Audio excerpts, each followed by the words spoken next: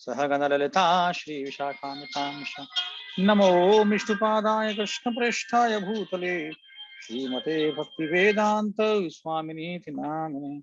नमस्ते सारस्वते देवे गौरवाणी प्रचारिणे निर्विशेष शून्यवादी पाश्चात्य देशतारिणे वाञ्छाकल्पतरुभ्यश्च कृपा सिन्धुभ्येव च पतितानां पावनेभ्यो वैष्णवेभ्यो नमो नमः।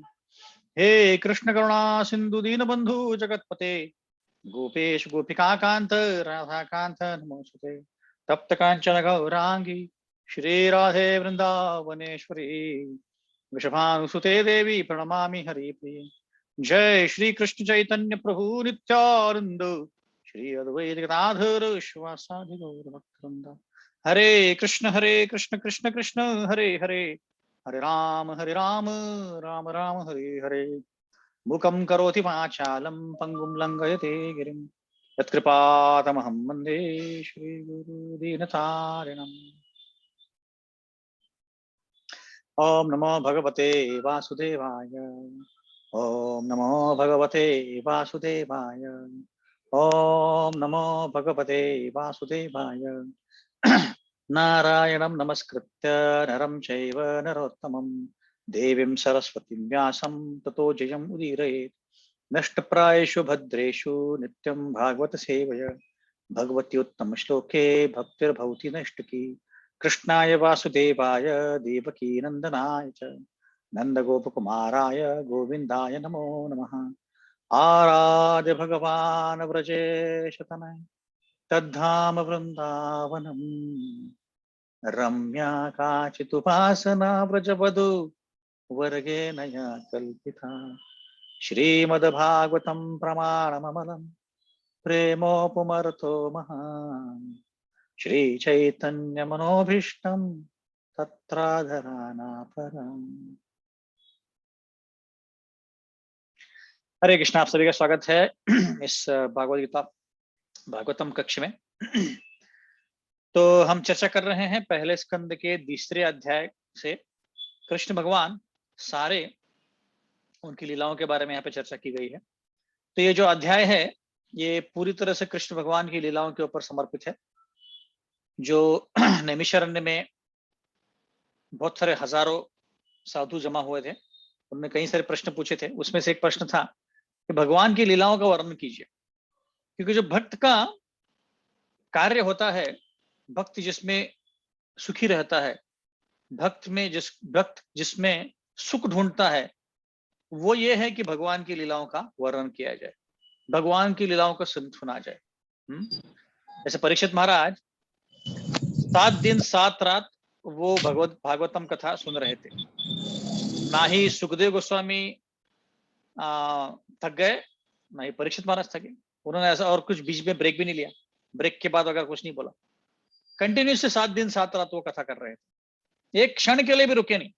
परीक्षित महाराज बोलते हैं कि आप चिंता मत कीजिए, जैसे मैं कुछ दिनों पहले शमीक ऋषि के गले में सांप डाला था क्योंकि मुझे भूख लगी थी, प्यास लगी थी, वैसा मुझे भी कोई भूख नहीं लग रही, प्यास नहीं लग रही, क्योंकि मैं श्रवण करते जा रहा हूँ। आप इतने सुंदर तरीके से आप कथा कर रहे हैं, तो मैं श्रवण करते जा रहा हूँ और मुझे बिल्कुल कोई भूख प्यास नहीं है, आप कंटिन्यू कीजिए। तो एक भक्त की ये पहचान है कि वो बार बार कृष्ण कथा सुनने की इच्छा होती है उसको, बार बार वो कृष्ण कथा करने की इच्छा होती है, बार बार कीर्तन करने की इच्छा होती है, बार बार हरिनाम लेने की इच्छा होती है। ये भक्त का स्वरूप है, ना कि वो कितना अच्छे से बोलता है, ना कि वो कितना सुंदर तिलक लगाता है, ना कि कितने सुंदर कपड़े पहनता है। नहीं, उसका एक लक्षण है कि सदा सेव्या श्रीमद् भागवत कथा। हमेशा भागवतम कथा सुनता है। कितने बार सुनता है? कंटिन्यूसली सुनता है। वो बिल्कुल थकता नहीं है।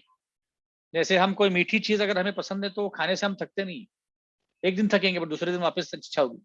वैसे ही भगवान की कथा इतनी मीठी है। जैसे रूप गोस्वामी बोलते हैं कि मुझे 2 ही कान क्यों दिए भगवान आपने और एक ही मुंह क्यों दिया है? मुझे लाखों कान चाहिए और लाखों मुंह चाहिए, हजारों मुंह चाहिए, ताकि मैं बार बार हर कान से और हर मुंह से कृष्ण का नाम ले सकूं और सुन सकूं।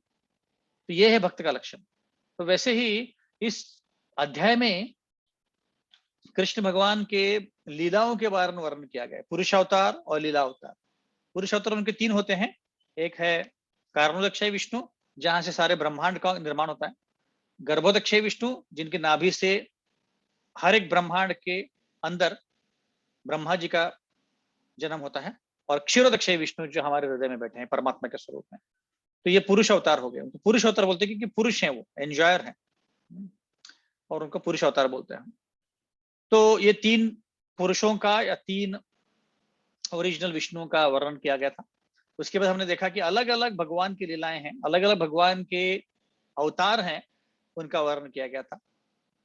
और ये जो अवतार हैं, हर एक अवतारों में भगवान ने अपनी शक्ति सामूहित की है। जैसे कुमार जो हैं, 4 कुमार जो हैं, उनमें ज्ञान की शक्ति दी गई है। नारद जी हैं, उनमें भक्ति की शक्ति दी गई। नर नारायण है, उनमें तपस्या करने की शक्ति दी गई। कपिल मुनि, उनमें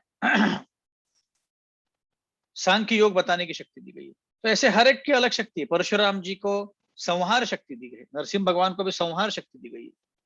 नारद मुनि, बुद्धा, वराह, ये इनको समाज में लोगों को जो श्रद्धा है भगवान के ऊपर बढ़े, यह शक्ति दी गई है। तो ऐसे अलग अलग शक्तियों का वर्णन किया गया है, जो ये अलग अलग जो अवतार हैं वो लेके आते हैं। तो सारे कृष्ण के अवतार हैं। और ऐसे हमने कई सारे अवतारों के बारे में चर्चा किया। फिर उसके बाद सुद गोस्वामी बता रहे हैं कि अवतार ही असंख्य ही। जितने नदियों के जो झरने होते हैं, वो जो समंदर में जाके मिलते हैं, या समंदर में जितने लहरें होती हैं, उतने भगवान के अवतार हैं। असंख्य है, मतलब जितने स्पीसीज हैं या योनि हैं, उतने तो कम से कम है ही पक्का। इतनी योनि है, 84 लाख योनि है, उतने भगवान के अवतार तो पक्का है ही। जैसे अभी हम चर्चा कर रहे हैं, और हमने अगर मत्स्य अवतार के बारे में चर्चा करना चालू कर दिया, तो अभी इसी वक्त कोई एक ब्रह्मांड में, कोई भूमि के ऊपर भगवान ने मत्स्यावतार का जन्म लिया है, और वो मत्स्यावतार का लीला कर रहे हैं।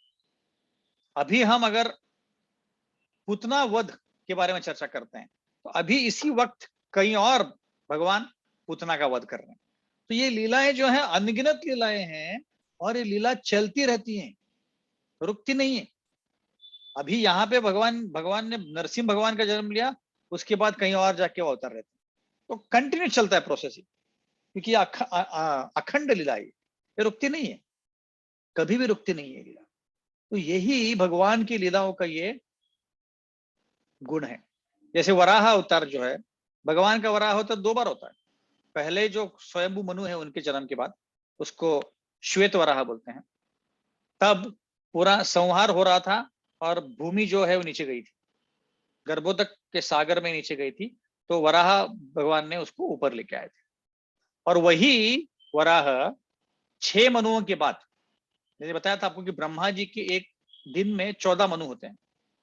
तो ऐसे 6ठे मनु के बाद चक्षुषा मनु, उनके मनु के राज्य में हिरण्यक्ष ने जन्म लिया था, हिरण्यक्ष हिरण्यकशिपु। और हिरण्यक्ष ने भूमि को नीचे गर्भोदक समुद्र में डुबो दिया था।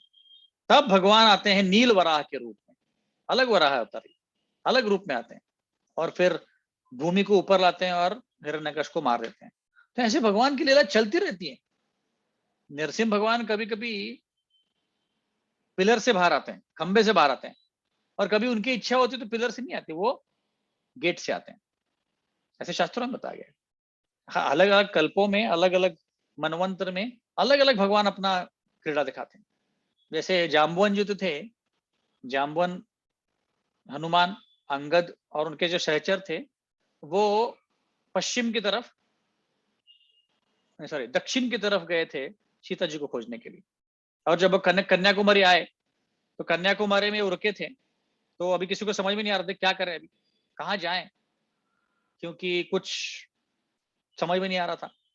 तो तब संपाति करके एक पक्षी आया, और उसने बताया कि मैं जटायु का भाई हूँ। तो मैंने आप लोग को बोलते हुए सुना है कि आप जटायु के बारे में कुछ बात कर रहे थे। तो मैं पूछने आया था कि जटायु का आपके साथ क्या नाता है। तो उन्होंने बोला कि जटायु ने सीता को हरण करते हुए देखा हुआ है, और उसने अपनी जान दी है। तो ये सुनते हुए संपाति ने फिर बताया कि रावण सीता को उस आइलैंड पे ऊपर लेके गया है श्रीलंका में, तो आप उधर जाओ।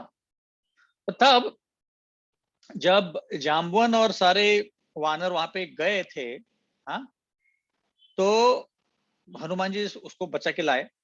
और फिर जब सारे सैन्य, सारे जो अरबों कोटि जो भी बंदर थे, सारे लोग जा रहे थे रामायण सीता को ढूंढने के लिए, तो राम भगवान आगे जा रहे हैं और बाकी सब उनको फॉलो कर रहे हैं। तो जाम्बवन बोलते हैं कि इस कल्प में, अब सुनिए क्या बोल रहे हैं, जाम्बवन बोल रहे हैं कि इस कल्प में भगवान राम ने कोई और रास्ता लिया, पिछले कल्प में कोई और रास्ता लिया था। इसका मतलब है कि जाम्बवन जो है उनको मल्टीपल कल्पों में, अलग अलग कल्पों में आते हैं, उनको स्मृति भ्रंश नहीं होता है, और वो हर लीला में आते हैं, बट भगवान अलग अलग लीलाएं करते हैं। वही लीला है, पर अभी अगले कल्प में वो अगला रास्ता ले रहे हैं ऐसे। तो हम देख सकते हैं कि भगवान कितने अलग अलग प्रकार की लीलाएं करते हैं, अनगिनत लीला, हम गिन भी नहीं सकते ऐसे। तो उसके बाद हमने चर्चा किया था कि ये एक श्लोक बहुत महत्वपूर्ण श्लोक है, इसके बारे में चर्चा किया था। तेचाम सकला पुंसा कृष्णस्तु भगवान स्वयं इंद्रारि व्याकुलम लोकम मृदयंती युगे युगे। इसका मतलब है कि अभी तक जो भी अवतारों के बारे में चर्चा की गई है, अभी तक जो भी अवतारों के बारे में हमने गणना की है, उसके अलावा, उसके अलावा नहीं, उन सारों का स्रोत एक ही है। कौन? कृष्णस्तु भगवान स्वयं। कृष्ण भगवान ही सारे अवतारों के स्रोत हैं। और ये हमने काफी विस्तार में चर्चा किया था कि कैसे शास्त्रों में अलग अलग, जो विश्वनाथ चक्रवर्ती ठाकुर हैं, जो आचार्य हैं बहुत बड़े, उन्होंने 5-6 पन्नों का इसके ऊपर कमेंट्री लिखा हुआ है कि कैसे भगवान कृष्ण ही सारे दुनिया का स्रोत है, सारे ब्रह्मांड का स्रोत है।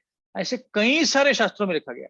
ब्रह्मा जी खुद बोल रहे हैं, ब्रह्मा जी खुद बोल रहे हैं, गोविंदम आदि पुरुषम तमाम भजामि, गोविंदम आदि पुरुषाम तमहं भजामि, वेणुं कन्वन्दर वन्ददलायताक्षां भारावतां समस्थितं बुधसून्दराङ्गम् कंदर्पकोटिकमनीय विशेषा शुभा गोविंदम आदि पुरुषा नमः भजामि। ब्रह्मा जी खुद बोल रहे हैं। ब्रह्मा जी कोई साधारण व्यक्ति नहीं। ब्रह्मा जी सारे इस दुनिया के कर्ता हैं, बना रहे सर दुनिया को, उन्होंने सब बनाया है। अब वो कोई चूक तो नहीं कर सकते। तो उन्होंने ब्रह्म संहिता में लिखा है कि गोविंद भगवान, कृष्ण भगवान ही सारे अवतारों के स्रोत है, उनसे और कोई बढ़ के नहीं है। हाँ, तो इसलिए लोग जो बोलते नहीं सारे भगवान सेम होते हैं, 33 कोटि भगवान सेम है, हम सबकी पूजा करते हैं, अरे कैसे पॉसिबल है 33 कोटि भगवान को पूजा करना? इम्पॉसिबल है किसी को भी करना। हाँ, तो इसलिए हमें जानना बहुत जरूरी है कि भगवान कौन है सबसे महत्वपूर्ण। हाँ, सारे ही भगवान हमारे लिए सेम है, पर सबसे ऊंचा कौन है? क्योंकि एक भगवान की हम पूजा करेंगे तो बाकियों की करने की जरूरत नहीं पड़ेगी। पेड़ के मूल को अगर पानी डालेंगे तो बाकी जगह पानी डालने की जरूरत ही नहीं है। तो हमने पिछली बार चर्चा किया था कि कृष्ण भगवान को 64 गुण हैं, विष्णु के 60 हैं, शिव जी के 55 आते हैं, और जीवों के 50% गुण है। 50% नहीं, 50 गुण। तो ऐसे कृष्ण भगवान का यहाँ पे बताया गया है। और इस श्लोक को परिभाषा सूत्र बोला जाता है। परिभाषा सूत्र मतलब क्या होता है? कोई भी किताब का एक थीम होता है, तो वो जो ऑथर होता है, लेखक होता है, वो क्या करता है, वो किताब में एक जगह कहीं तो थीम बताता है कि मेरे किताब का थीम है कि सारे एनवायरनमेंट में इतने प्रॉब्लम्स का कारण क्या है।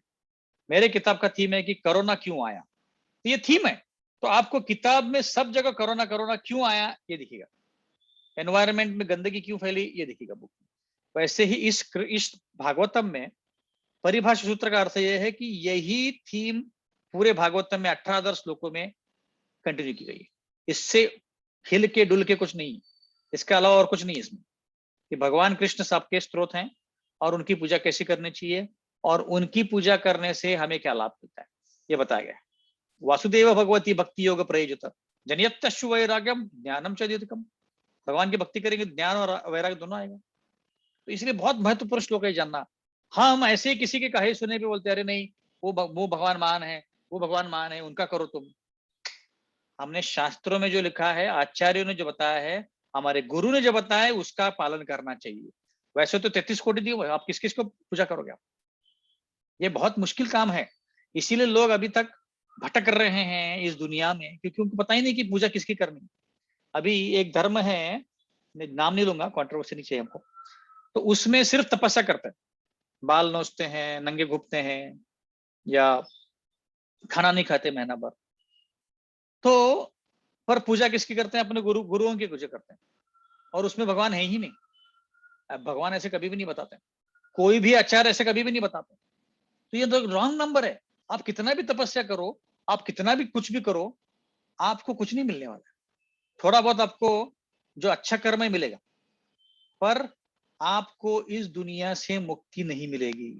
आपको मुक्ति देने के लिए सिर्फ कृष्ण भगवान ही, एक ही भगवान है जो मुक्ति दिला सकते हैं, वो कृष्ण भगवान, और कोई नहीं दे सकता। किसी के पास पावर है ही नहीं।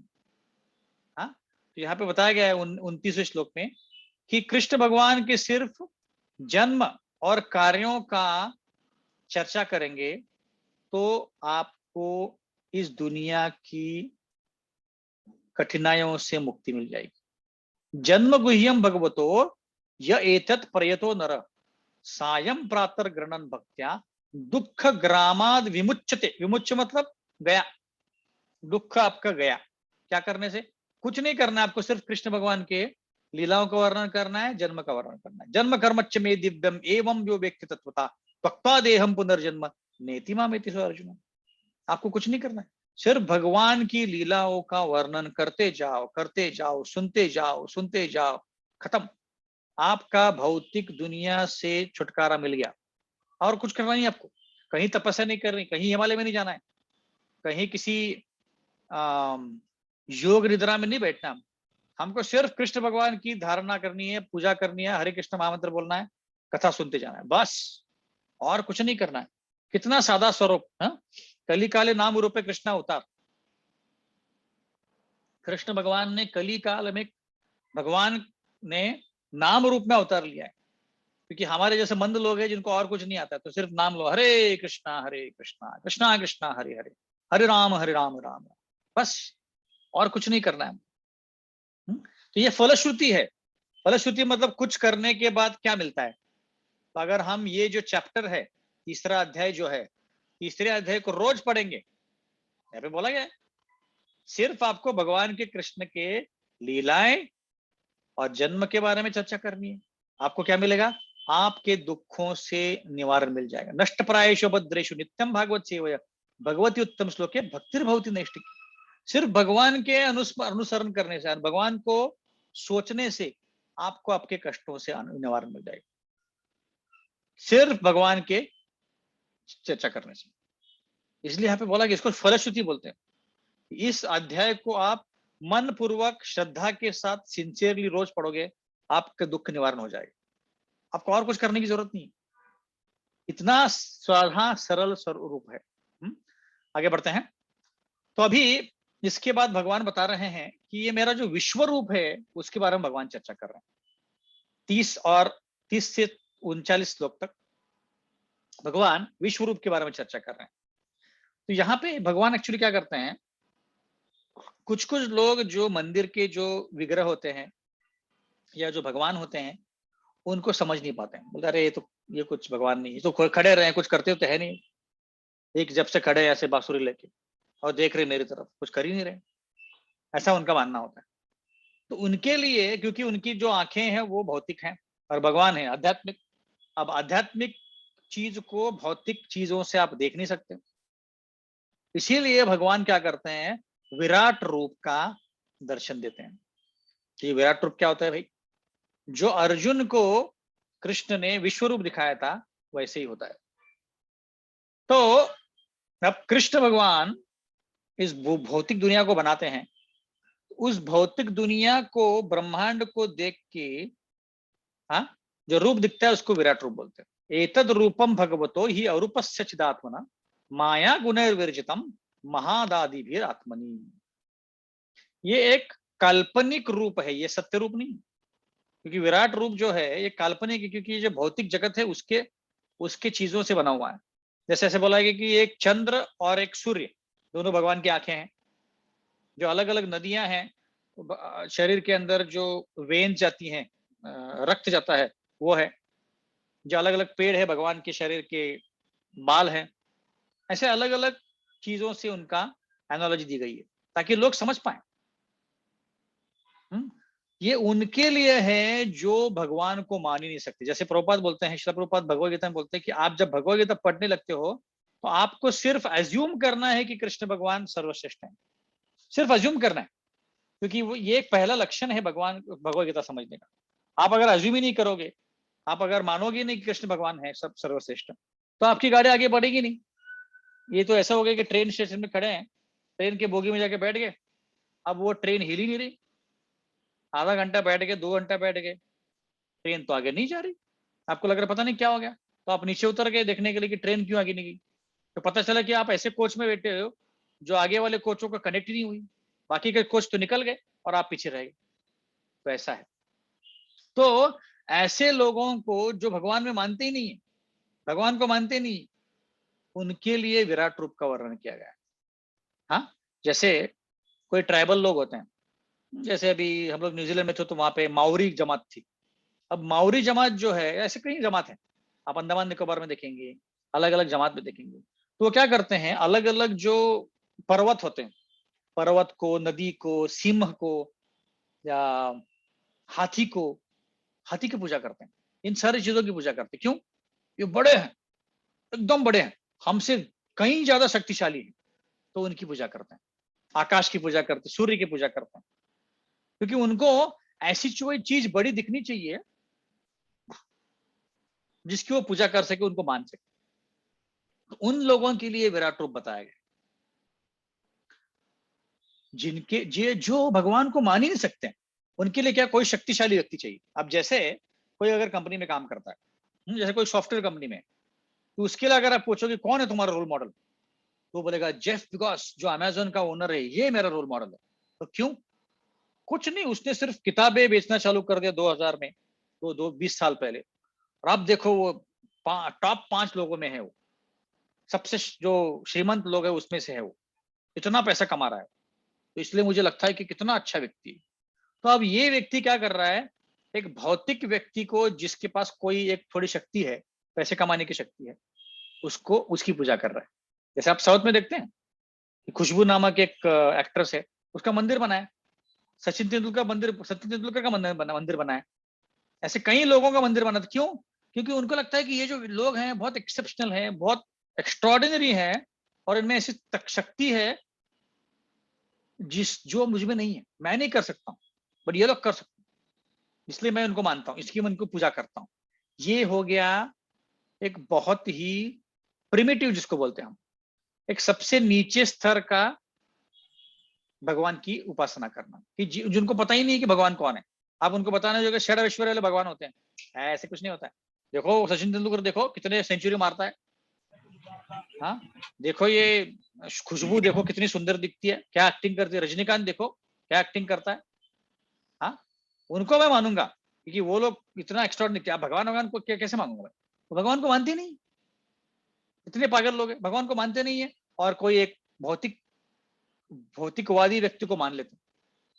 जैसे एक एक्टर है, नाम नहीं लूंगा मैं, आप समझ जाओगे।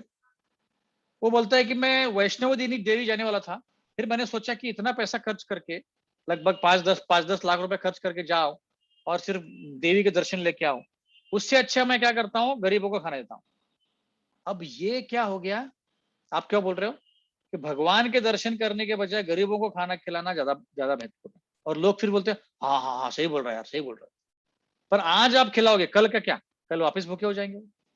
और जो लोग खाना खा रहे हैं, जिनके पास पैसा है, क्या वो सुखी हैं? नहीं। ऐसा क्यों मान के चल रहे हैं आप कि जिनको पास पैसा नहीं है, जो भूखे हैं, वही सुखी नहीं है?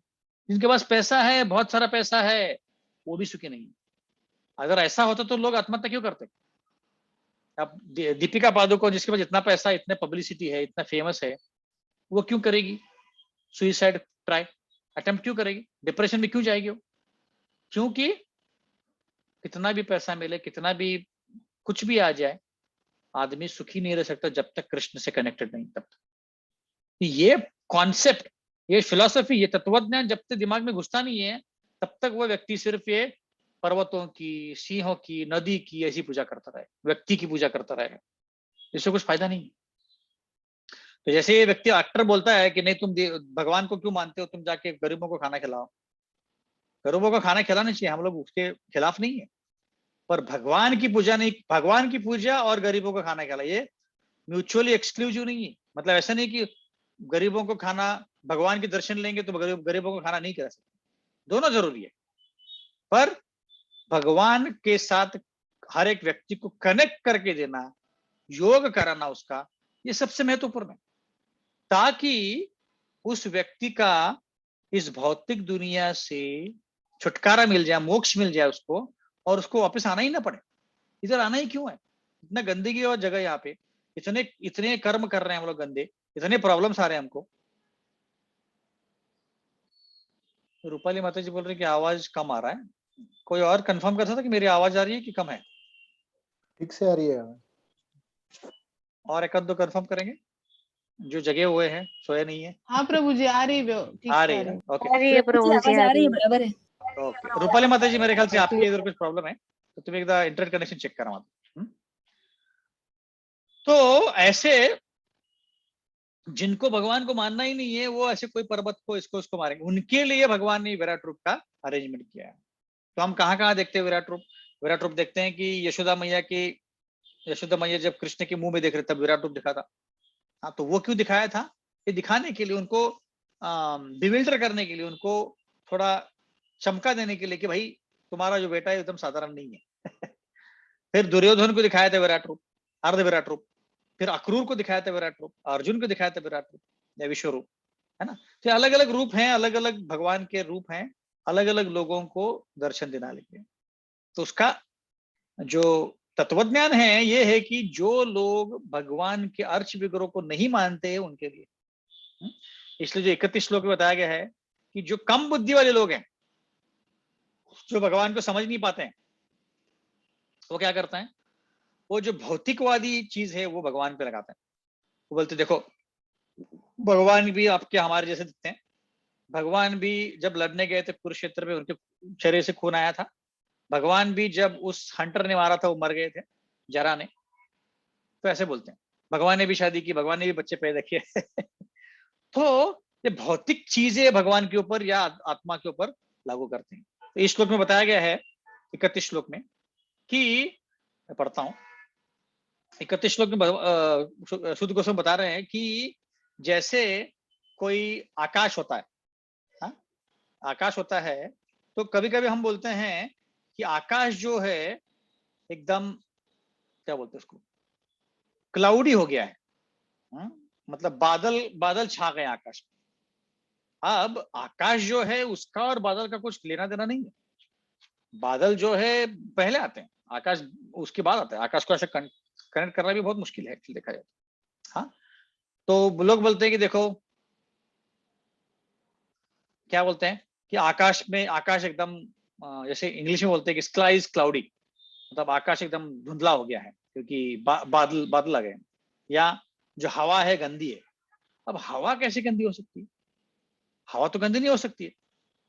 हवा जो है, हवा तो ओरिजिनली अच्छी ही होती है, हाँ, पर जब गंदी जगह से जाती है हवा, तब आपका जो गंदगी है उसका जो बदबू है वो कैरी करती है।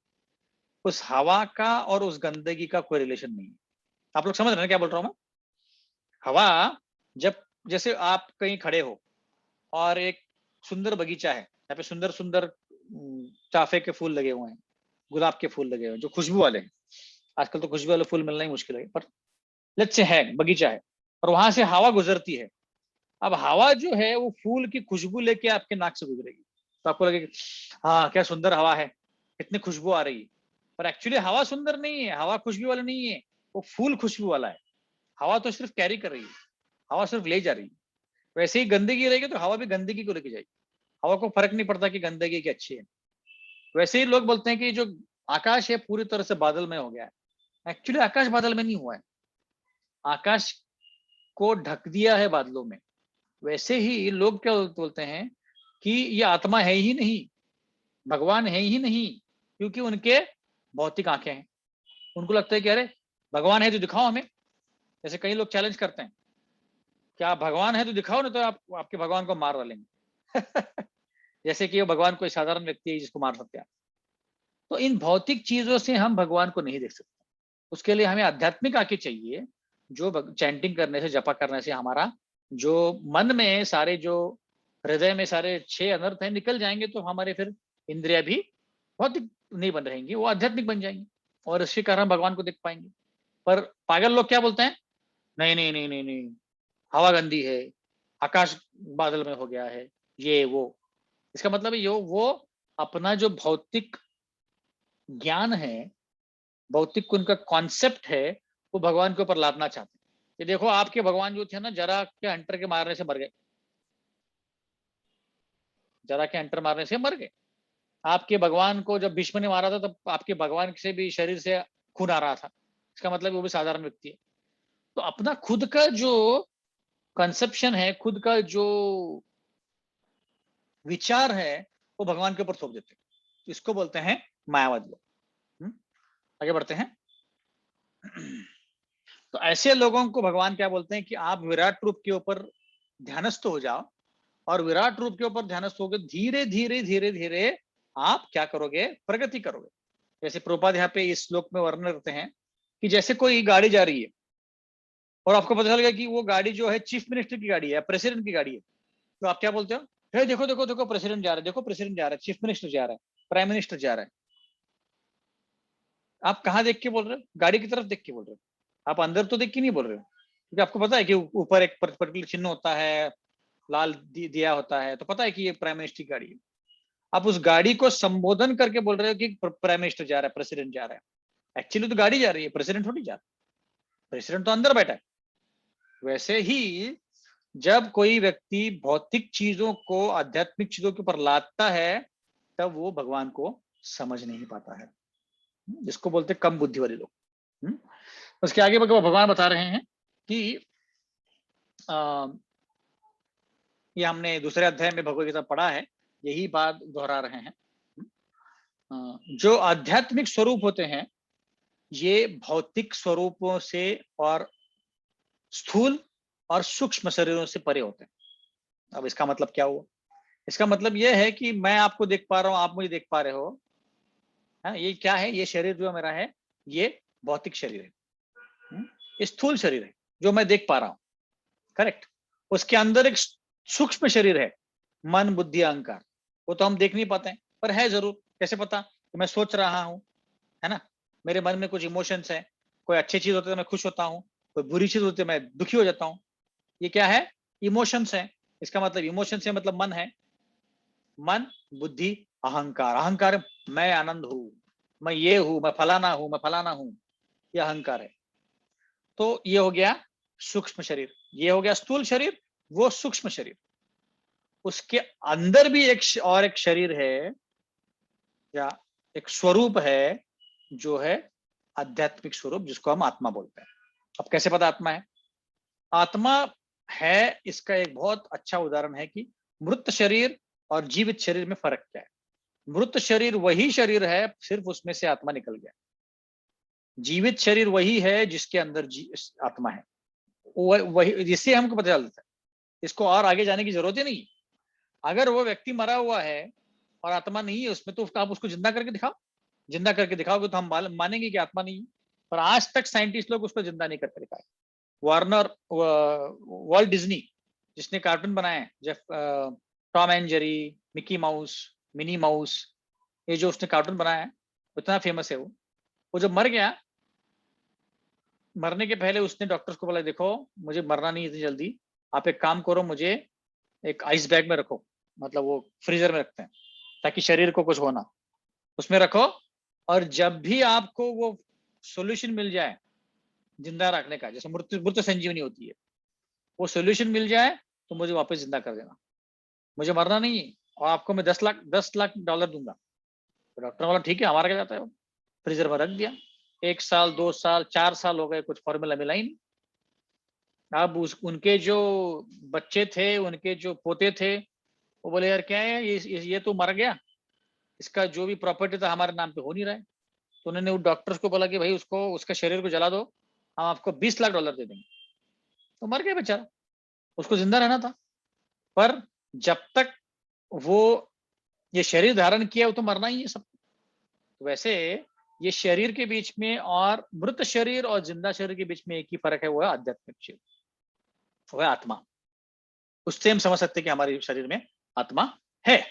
हाँ, तो जब व्यक्ति ये समझता है कि मेरा जो शरीर है और ये मेरा जो जीवन है ये टेम्पररी है, ये एवरलास्टिंग नहीं है, ये कभी न कभी खत्म होने वाला है। और इस मेरे जीवन का इस ये भौतिक शरीर, स्थूल शरीर और सूक्ष्म शरीर से कुछ लेना देना नहीं है। इस दुनिया से ही मेरा कुछ लेना देना नहीं है। जो हम भगवत गीता के 5वें अध्याय में पढ़ चुके हैं, ये दुनिया 24 एलिमेंट से बनी है और ये सारे भौतिक चीजें हैं। इन भौतिक चीजों का इस अध्यात्म के साथ कुछ नाता नहीं है। हम फंस गए इधर आके, हम फंस गए हैं, हम बुरी तरह से फंस गए हैं और हम बाहर नहीं निकल पा रहे हैं। और लोगों को लगता है कि मैं एंजॉय करूंगा, अच्छे कपड़े पहनूंगा, होटल में जाऊंगा, हिमालय जाके आऊंगा, कुल्लू मनाली जाऊंगा, स्विट्जरलैंड जाऊंगा। उनको लग रहा है कि मजाक कर रहा हूँ। कहाँ है इधर मजाक करने के लिए? यहाँ पे सिर्फ प्रॉब्लम्स ही प्रॉब्लम्स है। जब तक व्यक्ति ये समझ नहीं लेता कि यहाँ पे प्रॉब्लम्स है, तब तक वो अध्यात्म में प्रगति नहीं कर पाता, कितना भी वो हाथ पैर मार ले। जब तक ये नहीं समझ पाता कि इस दुनिया में खुश होने लायक कुछ है ही नहीं, तो जब तक वो आगे गाड़ी दी गाड़ी उसकी। तेषाम दंतकृतम पापम जनानाम पुण्य कर्माणाम ते द्वंद्व मोह निर्मुक्ता भजन्ति माम दृढ़वत्। जब तक पाप नहीं खत्म होते तब तक भगवान की भक्ति नहीं कर सकता। वैसे ही जब तक व्यक्ति को श्रद्धा नहीं हो जाती कि इस भौतिक दुनिया में कोई भी आनंद नहीं है, थोड़ा बहुत है आनंद बट वो ज्यादा टिकता नहीं है। कोई भी आप देखिए, अच्छे दिन ज्यादा दिन नहीं रहते हैं। कब से हम सुन रहे हैं अच्छे दिन आएंगे, अच्छे दिन, अभी तक नहीं आए। कहाँ गए अच्छे दिन? आने ही नहीं वाले हैं। आप राह भी मत देखो। जैसे मैं सोचता था, जब इस्कॉन के पहले आने के पहले मैं सोचता था, बचपन से मुझे ख्याल आता था हमेशा कि अकेले जब मैं रहता था तो मैं कौन हूं, अरे क्या हो रहा है मेरे साथ, ये मेरे फैमिली मेंबर्स कौन है। तो लगभग शरीर के बाहर जाके मैं सोचता था कि ये व्यक्ति कौन है और ये इसके साथ क्या हो रहा है। हाँ? और फिर उसके बाद ना मुझे एकदम ऐसा, क्या बोलते हैं उसको, स्ट्रेंज फीलिंग आता था कि कुछ तो विचित्र, कुछ तो विचार कर रहे हो, तो बंद कर दो। और मैं बंद कर देता था। तो ऐसे करते करते करते जब मैं बड़ा हो गया, कॉलेज हो गया मेरा, जॉब मिल गया, तो मेरी इच्छा थी कि मुझे अमेरिका जाना है, बाहर जाना है कहीं। तो अमेरिका गया मैं 1998 में। उसके बाद कई सारे कंट्रीज घूम लिया, लगभग 10-15 कंट्रीज घूम लिया। स्विट्जरलैंड, फ्रांस, ऑस्ट्रेलिया, न्यूजीलैंड, सब कुछ घूम लिया, लग्जमबर्ग, नीदरलैंड्स, ऐसे 10-15 कंट्रीज घूम लिया। तो बाहर जाने का इच्छा पूरा हो गया। मुझे गाड़ी खरीदनी थी, BMW खरीद ली। अभी नहीं है, न्यूजीलैंड में खरीदी थी। बंगला ले लिया न्यूजीलैंड में, बेच के आ गया वापस। हाँ, सब कुछ हो गया। शादी करनी थी, शादी हो गई, बच्चे भी हो गए, स्विट्जरलैंड घूम पे हो गया। हाँ, सब कुछ हो गया। अभी क्या, अभी आगे क्या? तो ये जो विचार है कि भाई मुझे एंजॉय करना है, पर एंजॉयमेंट करने के बाद ऐसा लगता है कि आगे और क्या, अब क्या करना है? जॉब मिल गया, घूम लिया, पैसा आ गए, सब कुछ हो गया, अब क्या? जैसे जो हेनरी फोर्ड है, हेनरी फोर्ड के पोते हैं अल्फ्रेड फोर्ड, उन्होंने एक बार इंटरव्यू बताया था कि मैं इस सक्सेस के पायदान पे पहुंच गया हूं। सक्सेस के पायदान पे पहुंच गया हूं, मतलब सक्सेस को क्या बोलते हैं? सब कुछ मुझे जो करना, हाँ क्या बोलते हैं? यश। यश। यश के पायदान पे पहुंच गया, मतलब सबसे जो भी मुझे यश पाना था सब पा गया कि मैं ऊपर हूं मैं। पर जब मैं ऊपर गया, जिंदगी भर मैं सोचता रहा कि ऊपर जाना है, ऊपर जाना है, ऊपर जाना है। और जब ऊपर जाके देखा, नीचे देखा, पता चला मैं अकेला हूं और दुखी हूं मैं। वैसे ही हमारे जीवन में जब तक हमें ये श्रद्धा नहीं हो जाती है, जब तक ये रियलाइजेशन नहीं आता है, जब तक हमें विचार नहीं आता है कि भौतिक दुनिया में कोई आनंद रखा नहीं है, तब तक हमारी स्पिरिचुअल गाड़ी, आध्यात्मिक की गाड़ी आगे नहीं बढ़ी। तब तक हम वहीं अटके रहेंगे। हमारी जो कोच है ट्रेन की, वो कनेक्ट ही नहीं होगी, वहीं भी बैठे रहेंगे हम लोग और इस दुख के दुनिया में अटके रहेंगे। तो इसीलिए ये विचार लाना बहुत जरूरी है, इस दुनिया में कोई भी सुख रखा नहीं, भगवान ने यहाँ पे सिर्फ दुख ही दुख रखे हैं। ये विचार करने से हम धीरे धीरे मोक्ष की तरफ बढ़ने लगते हैं। इसीलिए और उस व्यक्ति को जीवन मुक्त बोलते हैं। इसी शरीर में, इसी भौतिक दुनिया में रह के भी वो सोच रहा है कि मुझे मोक्ष पाना है, मुझे भौतिक दुनिया से आध्यात्मिक जगत वापस जाना है, मुझे इस दुनिया से कुछ लेना देना है ही नहीं, मैं सिर्फ भागवतम पढ़ूं, हरे नाम लूं, सेवा करूं, बस कुछ और एंजॉयमेंट नहीं करना। हाँ, जैसे बीच में लॉकडाउन में मुझे कभी कभी ऐसे विचार आता था, अरे क्या कितने दिनों से बाहर नहीं गए, कुछ घूमने नहीं गए, एकदम घर पे बैठे बोर हो गए हैं, क्या कर रहे हैं हम लोग, कुछ धमाकेदार हो नहीं रहा है जीवन में। फिर बाद में ये बुरा कत्था था जो भौंक रहा था, कि तुम कहीं गया नहीं हो, बाहर कहीं घूमने नहीं गए, कुछ किया नहीं है, क्या घर पे बैठे रहते हो। तो फिर अच्छे कुत्ते ने बोला मन में कि भागवतम बताता है और शास्त्र बताते हैं कि आपको खुशी अंदर ढूंढनी है, बाहर नहीं ढूंढनी है। आपको खुशी अंदर ढूंढनी है, बाहर क्या मिलने वाली खुशी, मिली ही नहीं, इसलिए तो हम फ्रस्ट्रेट होकर यहाँ पे आ गए। अंदर ढूंढनी है, और अंदर कैसे मिलेगी? भगवान को याद करने से, भगवान की लीलाओं को स्मरण करने से, हरिनाम लेने से, भागवतम पढ़ने से, उससे अंदर की खुशी मिलने वाली है। और हम कितना भी प्रयत्न करें बाहर की खुशी मिलने, जितने आपके कोटे में उतना ही मिलने वाला। आप कितना भी प्रयत्न करो, हाथ पैर मारो, कुछ भी मारो, जितना आपके कोटे में लिखा है उतना ही मिलने वाला। जितना आपके पास नहीं है वो क्यों मिलेगा आपको? नहीं मिलेगा ना। इसीलिए खुशियां हमें अंदर ढूंढनी है, बाहर नहीं ढूंढनी है। अंदर ढूंढने के लिए फिर भागवतम लेके बैठना पड़ेगा, भगवत गीता लेके बैठना पड़ेगा, हरिनाम करना पड़ेगा, तब अंदर की खुशी मिलेगी। क्योंकि बाहर की खुशी ज्यादातर टिकेगी नहीं, और बाहर की खुशी टेम्पररी होती है, उससे आपको सही में खुशी नहीं मिलेगी। बट जितना ज्यादा हम भगवान को याद करेंगे उतना ज्यादा हमारा मन जो है प्रफुल्लित हो जाएगा। जैसे हम कृष्ण कथा करते हैं, कृष्ण रंध्रेन बोलते हैं, जैसे ही कृष्ण कथा कान से अंदर जाती है, शृण्वताम सुखदा कृष्णा पुण्य श्रवण कीर्तना हृदयंतस्तु अभद्राणी विधुनति पुत्रता। जैसे अंदर कृष्ण कथा जाती है, हृदय में जाके कृष्ण जो बैठे परमात्मा के रूप में, उसको प्रफुल्लित करती है। जब परमात्मा प्रफुल्लित होते हैं तो हमें भी लगता है अरे वाह, क्या मजा आ गया, भागवतम क्लास, कीर्तन सुना, क्या चैंटिंग किया, क्या दर्शन थे, क्या प्रसाद, ये खुशी मिलती। वो खुशी आपको कितना भी भौतिक दुनिया में जाके कुछ भी करो, मूवी देखो, ये देखो, नहीं मिलने वाली, नहीं मिलने वाली। तो अभी भगवान बता रहे हैं अगले अगले अध्याय, अगले चैप्टर में, सॉरी अगले श्लोक में, कि वही भगवान है, हमने भगवान से रूठ के यहाँ पे आए हैं ताकि हम अलग से एंजॉय कर सकें। इच्छा द्वेष समुत्तेन द्वंद्वे मोहेन भारत। तो भगवान ने बोला कि मत जा बाबा, वहां पे बहुत कष्ट है, क्यों जा रहे हो तुम, बहुत कष्ट है वहां पे। नहीं, मुझे तो जाना ही है, आपको जो करना है कर लो। हाँ, मुझे तो भौतिक दुनिया में जाना ही है, आध्यात्मिक दुनिया में मुझको छोड़ना है, आपके साथ नहीं रहना। ऐसे बोला हमने भगवान को। भगवान ने बहुत प्रयत्न किया, रुक जा रुक जा रुक जा आनंद, क्या पागल है तू, वहां पे बहुत प्रॉब्लम्स है, कोरोना है, बीवी की डांट खानी पड़ेगी, बॉस की डांट खानी पड़ेगी, सासू माँ की डांट खानी पड़ेगी, सबको संभालते संभालते तेरे नाक में दम आ जाएगा, पैसा कमाना पड़ता है, ट्रैफिक में जाना पड़ता है, इतने सारे प्रॉब्लम है तेरे, क्यों जा रहा है? ऐसा कुछ नहीं है, आप ऐसे ही कुछ बता रहे हो मुझे।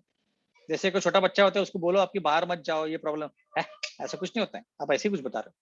वैसे हमने बोला, और भगवान ने बहुत प्रयत्न किया, रुक जा, नहीं माने हम। तो भगवान ने पूरी सृष्टि बनाई, भौतिक दुनिया। अब देखिए भगवान का प्रेम कितना है। अगर हमें झूठी मूठी खुशी दिखाने के लिए भगवान अगर सृष्टि बना सकते, इसका मतलब देखिए प्रेम कितना, क्योंकि सृष्टि बनना इतना आसान नहीं है। भगवान को 3 अलग अलग विष्णुओं का रूप लेना पड़ रहा है, कारणोदक्षय, गर्भोदक्षय, क्षीरोदक्षय, और लेट गए, वो अलग अलग ब्रह्मांड बनाए हैं। और उसके ऊपर जो ब्रह्मा जी बनाते हैं, तो पहले तमस को बनाते, तमस मतलब इग्नोरेंस, तमोगुण, तमोगुण मतलब भूलने की आदत। तो पहले तमोगुण की डाला, ताकि ये जो जीव है ये भगवान को पहले भूल तो जाए। जब तक जीव भगवान को भूलेगा नहीं, तब तक एंजॉय कैसे करेगा? क्योंकि याद आएगा ना, अरे कृष्ण भगवान भौतिक दुनिया में नहीं, आध्यात्मिक दुनिया में रहते हैं, मैं उनको सेवा करनी है, कहाँ से एंजॉय कर पाएंगे?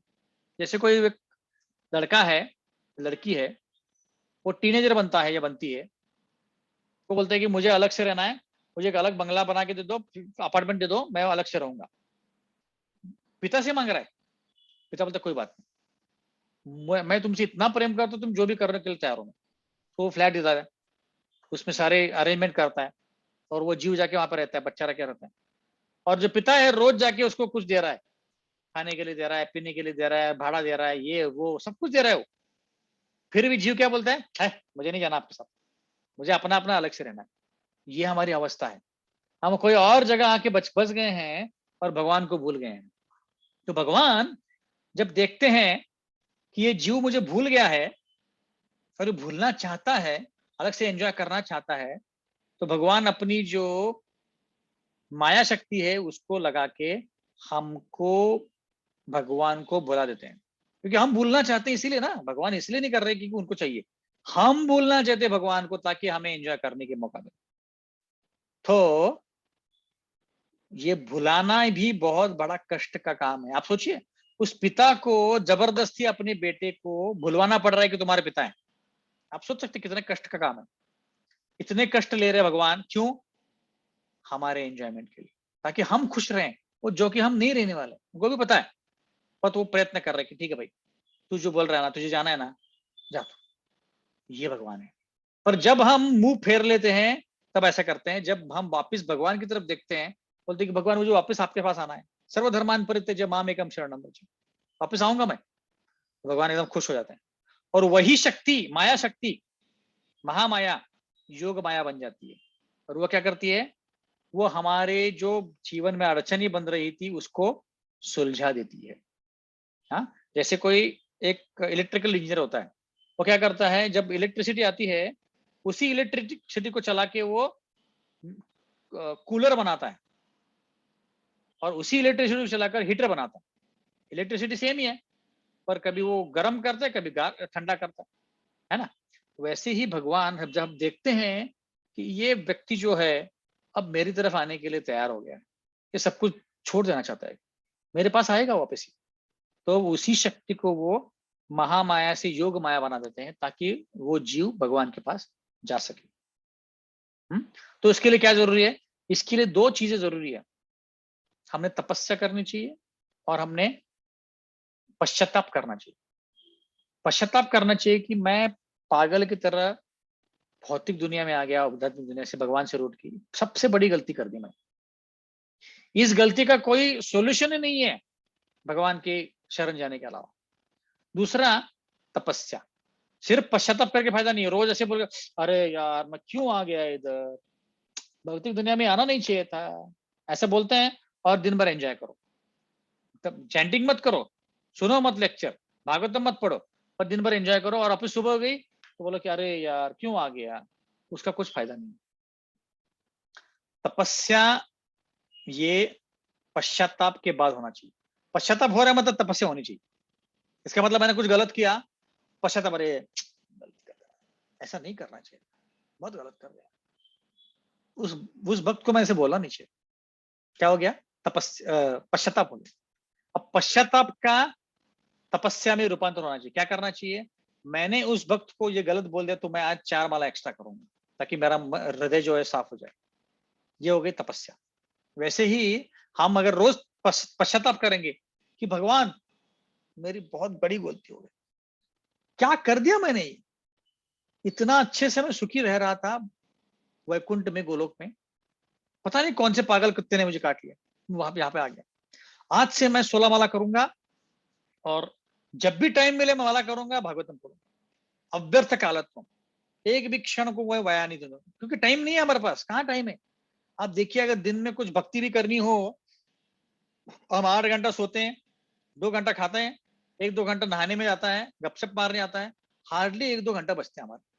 तो उसमें जप करना है, भागवतम पढ़ना है, क्लास सुनना है, टाइम ही नहीं है हमारे पास। आप अपना कैलकुलेशन करके देख लीजिए, घर में हार्डली आपको 2 या 3 घंटा मिलेंगे दिन में कुछ भक्ति करने के लिए। और जो जॉब करते हैं और जो माताएं हैं जो घर में फैमिली मेंबर का मैनेज करते हैं, उन बच्चे मैनेज करते हैं, उनके तो और डिफिकल्ट है, टाइम ही नहीं है हमारे पास।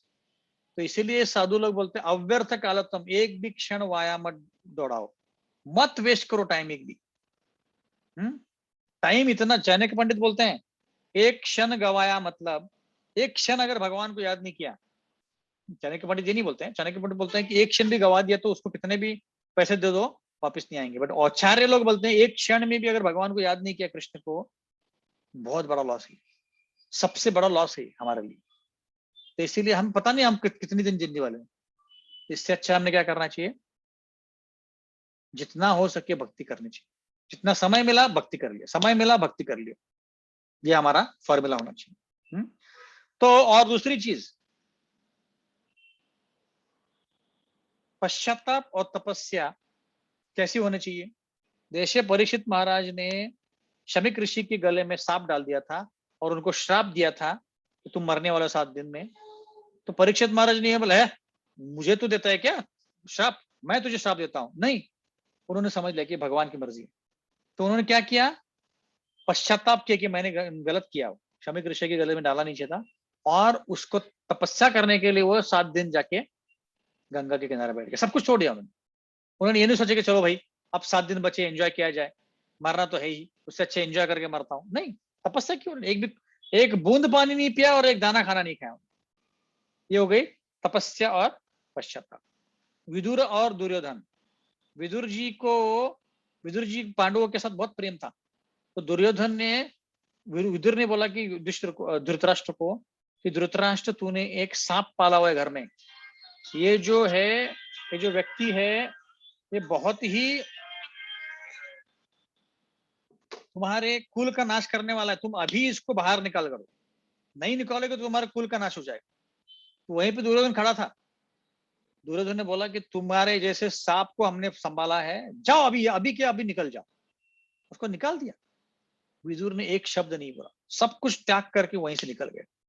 उन्होंने ये नहीं सोचा कि अरे मैं तो यार इसका चाचा हूं फिर भी मुझे ये बोल रहा है, क्या ये धृतराष्ट्र तुमको समझ में नहीं आता है, कुछ नहीं बोला। उन्होंने बोला कि भगवान की इच्छा है, निकल जाता हूं। और वो अलग अलग पिलग्रिम प्लेसेस के लिए निकल गए, अलग अलग धाम निकल गए। तो उन्होंने ये नहीं सोचा कि मुझे मेरा अपमान कर रहा, नहीं। उन्होंने ये भगवान की मर्जी समझ के उसको छोड़ दिया। तो इसीलिए जब भी हमारे जीवन में कष्ट आते हैं तो इन कष्टों को हमने अच्छे चेतना के साथ उसका सामना करना चाहिए। इसका मतलब कि हमारे घर में कष्ट आ गया ना, हमारे जीवन में कष्ट आ गए, भगवान आपके कारण मेरे जीवन में कम कष्ट आ रहे हैं क्योंकि आपकी दया है, मुझे और कष्ट होने चाहिए पर आपकी दया के कारण कम आ रहे हैं, थैंक यू।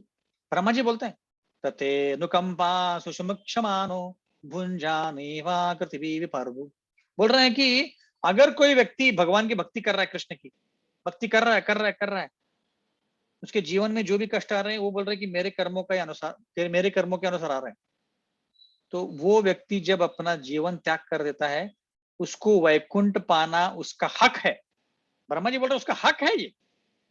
तो ऐसे ही हमारे जीवन में जब भी कष्ट हो, मैं सोचता हूं भगवान ये आपके कारण ही मुझे कम कष्ट आ रहे हैं, मैं तो इतना पापी व्यक्ति हूं, मुझे और कष्ट होने चाहिए, पर नहीं, आप इतने दयालु हैं, दया के सागर हैं, नमो महावदन्याय हैं आप, तो आपके कारण मुझे कम कष्ट हो रहे हैं, तो आपका बहुत बहुत धन्यवाद।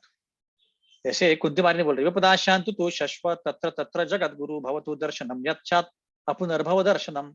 मुझे बार बार कष्ट आए, हम तो ये नहीं बोल सकते कि हमारे को बार बार कष्ट आए क्योंकि हम उसको संभाल नहीं पाएंगे, पर जब कष्ट आएंगे तो बोलना चाहिए भगवान बहुत बहुत धन्यवाद, बहुत बहुत धन्यवाद कि आपके कारण मुझे कम कष्ट हो रहे हैं। ऐसे तो ऐसे भगवान का प्रेम है हमारे लिए, ये हमें समझना चाहिए। ठीक है, अब यहीं पे आराम देंगे, थोड़ा आगे निकल गए हम लोग, टाइम को पता नहीं चला। किसी को प्रश्न है तो एक आध दो ले सकते हैं।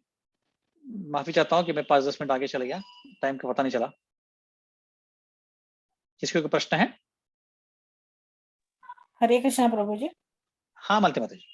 हाँ प्रभु जी, ब्रह्मदेव के एक दिन में 14 मनु आते हैं और इसी तरह ब्रह्मदेव के 100 वर्ष के आयुष्य में सहस्त्रावधि मनु आते बराबर और जाते हैं, और बराबर पहला मनु स्वयंभू मनु है। तो प्रभु बराबर। जी मनु का अर्थ ना मुझे समझ में ही नहीं आ रहा है अभी तक। मनु एक ब्रह्मा जी के पुत्र हैं जो सारी सृष्टि के क्या बोलते हैं एक्सपांशन में मदद करता है। जैसे स्वयंभू मनु थे तो स्वयंभू मुनि की शादी हो गई, स्वयंभू मुनि की कई सारे पुत्रियां हो गई और उनकी फिर पुत्रियां हो गई। तो ये जो मनुष्य का जो एक्सपांशन है वो करने के लिए स्वयंभू मनु को नियुक्त किया गया है। उन्हीं से शब्द आया है मनुष्य या मैन, ये शब्द उन्हीं से आया है ना। तो वो सबके जनक बोल सकते हो आप। ब्रह्मा जी के बाद मनु आते हैं और मनु के बाद सारे बाकी जीव आते हैं, और उन्होंने ही मनु संहिता लिखी हुई है जिसमें एक कोड ऑफ कंडक्ट बोलते हैं उसको, कि यहाँ पे इस भौतिक दुनिया में आने के बाद आपको क्या क्या करना चाहिए, क्या नहीं करना चाहिए, ये सब लिखा हुआ ऐसे। तो वो जनक है सबके। एक वो आप जैसे बोल सकते कि एक प्रकार के देवता है, ब्रह्मा जी के पुत्र हैं, वो देवता है ऐसे। ठीक है, ओके प्रभु जी। हरे कृष्ण। और प्रभु जी एक ये भागवतम का 6वां स्कंद है ना, हाँ तो उसमें का अध्याय 6वां है ना, उसमें 10 कन्या का वंश के बारे में बताया है। एक मिनट, तो जो दक्ष रहता है तो उन्हें छठे हाँ स्कंद के दक्ष के पुत्रियों का, हाँ तो ओके। उन्हें क्या बोलते हैं, 60 कन्या होती है ना। कौन सा श्लोक माता जी? दक्ष कन्या का वंश अध्याय 6। तो हाँ उनको 60 हाँ हाँ कन्या होती है ना। हाँ हाँ, तो उनमें से वो अलग अलग, जैसे धर्मराज को, कश्यप बराबर को, चंद्रदेव को, बराबर बराबर विश्वा, भूत और प्रत्येक इसको ऐसी कन्या देते हैं। तो उनको जो बराबर क्या बोलते हैं, पुत्र होते हैं। बराबर। ये कन्या का जो पुत्र होते हैं, तो उनमें वो लोग क्या बोलते हैं, ऐसी कोई मेघ की निर्मिति करता है, कोई ऐसी क्या बोलते हैं, प्रवृत्ति जीवों की निर्मिति करता है। बराबर। कोई झाड़, कोई क्या बोलते हैं, जैसे बेल बोलते हैं ना, उसकी हम्म उत्पत्ति करता है। तो वो कैसे प्रभु जी, जैसे ब्रह्मदेव ने पूरी सृष्टि निर्माण की है ना, तो फिर हम्म। इसमें ये दक्ष कन्या का कैसे उल्लेख आया है? आप बोल रहे हैं कि ब्रह्मा जी ने ऑलरेडी सब कुछ बनाया है तो इन्होंने हाँ क्यों हाँ किया? तो ब्रह्मा जी ने, जैसे हाँ बोलते हैं ना, अभी आपको मैं कैसे बताऊं, ब्रह्मा जी ने टेम्पलेट बनाया, मतलब हाँ कि जैसे मनुष्य ऐसा रहेगा, एक पक्षी ऐसा रहेगा, एक सांप ऐसा रहेगा, पर उसकी हाँ उत्पत्ति भी तो करनी है ना। उत्पत्ति हाँ करने के लिए भी तो लोग चाहिए। उत्पत्ति हाँ, करने के लिए फिर वो लोग उसका वंशज बनाते हैं। जैसे लोग बोलते हैं ना कि अच्छा, हमारा वंश आगे कौन लेके जाएगा, हाँ वैसे हाँ ही सांप का वंश या पक्षी का वंश, वो आगे कौन हम्म, बढ़ाएगा? तो वो एक अच्छा, भगवान ब्रह्मा जी ने टेम्पल बनाया कि सांप का शरीर ऐसा होना चाहिए, 84 लोग योनियां ऐसी ऐसी होनी चाहिए। पर अच्छा, ब्रह्मा जी देख रहे थे कि मेरा अभी जो पूरा सृष्टि है खाली पड़ा है अभी, क्योंकि मैंने टेम्पलेट तो बना दिया, पर इसकी उत्पत्ति कौन करेगा? उत्पत्ति करने के लिए फिर ये जीवों का निर्माण हुआ था, और दक्ष के थ्रू दक्ष प्रजापति जो हैं वो भी एक देवी देवता के जैसे हैं। दक्ष अच्छा, प्रजापति मतलब जो प्रजा का निर्माण करते हैं। तो इसलिए उन्होंने अपने इतने सारे लड़कियों का जन्म दिया था, तो ताकि वो बाकी जीवों का निर्माण कर सके, उत्पत्ति कर सके। उत्पत्ति और निर्माण करने में फर्क है ऐसे। ठीक है, अच्छा, ओके प्रभु जी, हरे कृष्ण। थैंक यू प्रभु जी। हरे कृष्ण। और कोई प्रश्न है किसी का?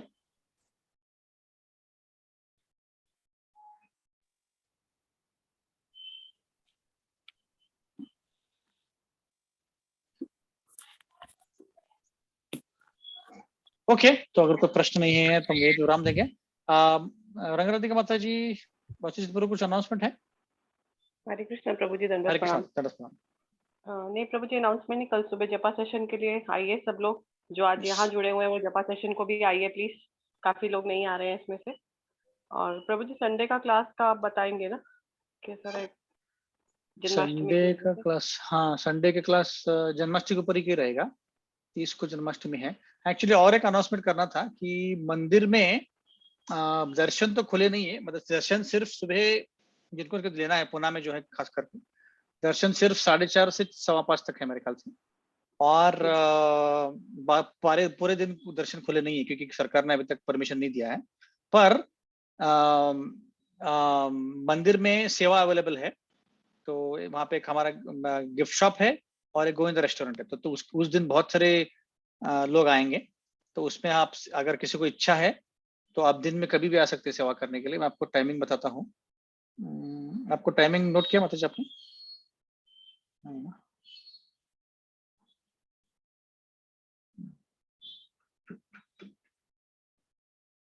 ठीक है, मैं ग्रुप पे चाहे तो टाइमिंग डाल दूंगा। और अगर किसी की इच्छा हो सेवा करने की तो आप आ सकते हैं दिन में कभी भी, मतलब शनिवार, रविवार या सोमवार, तीनों दिन में। तो सेवा करने के लिए आपको मंदिर के अंदर नहीं है, मंदिर के बाहर जो गेट है वहां पे अरेंजमेंट किया गया है। तो आप अगर किसी को सेवा करें तो कर सकते हैं, क्योंकि ये बहुत शुभ दिन है। इस दिन अगर हम सेवा करेंगे भगवान कृष्ण के लिए तो हमारे को बहुत सारा आध्यात्मिक क्रेडिट मिलेगा। जिससे